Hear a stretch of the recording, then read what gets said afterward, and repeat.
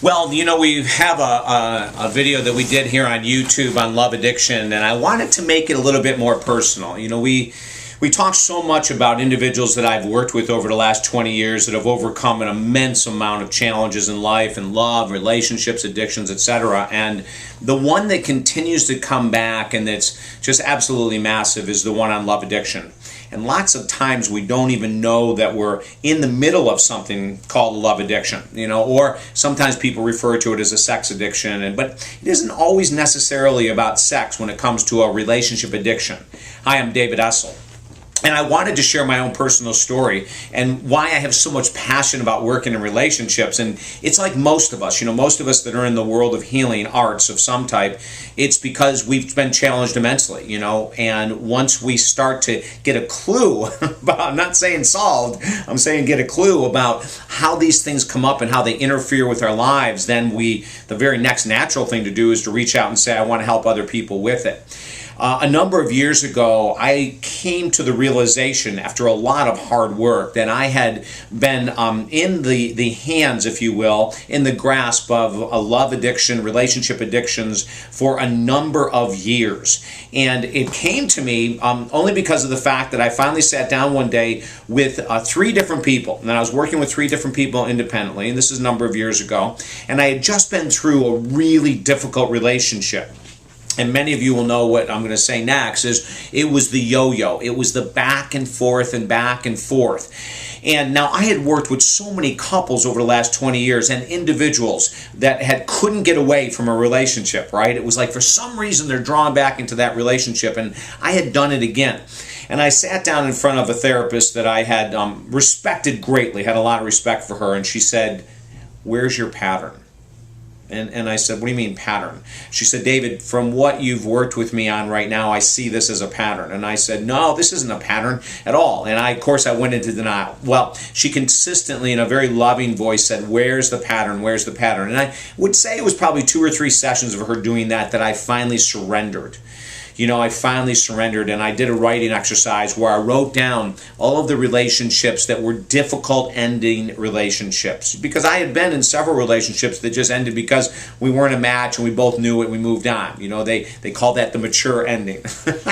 And then I had been in several where it was an addictive response. I'd be away, the relationship wasn't healthy, I'd be away for a period of time, it might be 5 days, 7 days, 14 days, and then we'd do that let's get back together thing, right? And then we would break up after a couple months again, and then we get back together. And so when she had me do this writing exercise, and I even am going to be a little embarrassed to tell you this, it's the same exercise I have clients do for 20 years. When I did it myself, I saw the pattern. I saw that I had chosen again someone that should have been a great client for me, but not a partner. Do you know what I'm saying? So as we looked at the pattern and I looked at my role and responsibility, I found out some amazing things about myself. 1, that I love being the savior. 2, that I love being the relationship coach in my own relationships. 3, that people who needed and who really desired to be healed were drawn to me because that's the work I do, and they quite frankly wanted me to do it with them. Now, this isn't always on a conscious level, but it was a great ego boost for me to date someone and have them go after a couple weeks, "Wow, I'm so lucky to be dating a relationship coach. I'm so lucky to be dating someone who does all this personal growth work. This is what I need. I need someone like this in my life."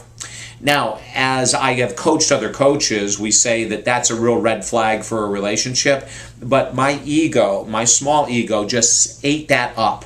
Just sucked on that so bigly, and it made me feel real big and important, right? Like, oh, this is awesome. So I became that white knight, I became the savior, and I loved playing that role up to a point in time. But I really did love it. I had to love it. When I look back over the years of relationships that I had become addicted to, the ones that we would end and then get back together and end and get back together, sometimes the sex was unbelievable. Sometimes it was okay, but there was something else about the relationship that was like off the charts. And it was that highly addictive nature that this therapist asked me to uncover in order to see that I too, like several clients I'd worked with over the years had fallen victim to a love relationship addiction or a sexual addiction within a love relationship. And that's something that a lot of people don't want to admit. But I was very blessed. You know, I had this therapist, and then I had a couple people that I worked with who are coaches. One's a really awesome spiritual coach. Another one is just a life coach who's exceptional as well. And they helped me to see. As a matter of fact, the co-founder of the church that I used to be involved with, Reverend Renee Bledsoe, was one of the people that really helped me out as well. And the coolest thing in the world, ladies and gentlemen, was this, is that I could not have seen it myself. You know, I really didn't want to see it, couldn't see it, whatever.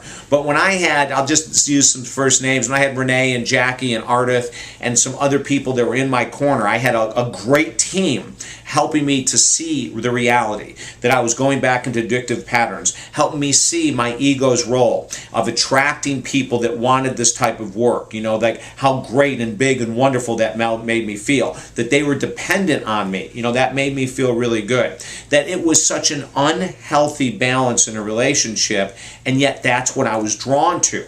And so it became addictive in nature. Then the ending of that relationship became very, very difficult. Now, when we fast forward a number of years later to today, I can say, just like everyone else, you know, we have to be aware of the red flags of love, the ones I write about, the ones that we speak about as coaches. We have to be aware of our own ego, the ego that wants to get pumped up and be told that we're awesome and wonderful for the work we do. And then we have to separate those things from our own personal lives, you know, and that usually still takes a horde of people. It takes a village. There's no doubt about it. I share this story with you for a multitude of reasons, but number one is that no matter where you are and what you do, you can fall victim to the whole trappings of the fantasy of love. You know, you can fall victim to either the damsel in distress, maybe that's your role, or the damsel, the healing damsel, the woman that draws in the men that need to be healed, and your nurturing side comes out and all those other kind of things, and you end up in another bad relationship. Well, that's the type of thing you can play in love with when you're not quite sure and you're not willing to do the pattern work to see, is there a pattern that's going on with me here? You know, and then other patterns, of course, that become addictive in nature is the person that shuts down quickly. That's a whole other subject that we'll cover. But I wanted to share, you know, my personal struggles with relationship addiction and love addiction within the relationship, the return to unhealthy relationships, the drawing in of partners that would be really great clients, but not a good match for me personally, to let you know that I'm just as human as you. And it's one of the reasons that I so love working with singles and couples that are looking for love or looking to deepen their love, because I have experienced so many of those challenges, and then through the unbelievable support of other professionals and friends, have been able to go and to look at my role in the dysfunction of those relationships and then start to heal my own heart and soul and move forward. If I can help you in any way, this is a calling for me, this is an absolute love, let me know via talkdavid.com. Contact me through talkdavid.com. Share this with your friends and family to let them know they're not alone. Like, once you see a pattern, that's not a time to beat yourself up and go, how could I be so ridiculous to bring another person into my life like this? How could I be so crazy? How could I be so insane to do this again? That's not the point of it. Share this video so that we can all get closer to the identity of the things in our lives that aren't working, and then create a plan to get stronger and then create a path in love that will work. Okay? Don't forget also to join our YouTube right here, the channel, so that all these videos are sent right to your YouTube channel that you can view at your leisure. I'm David Essel, talkdavid.com. Have an awesome day filled with self-love first. Bye now.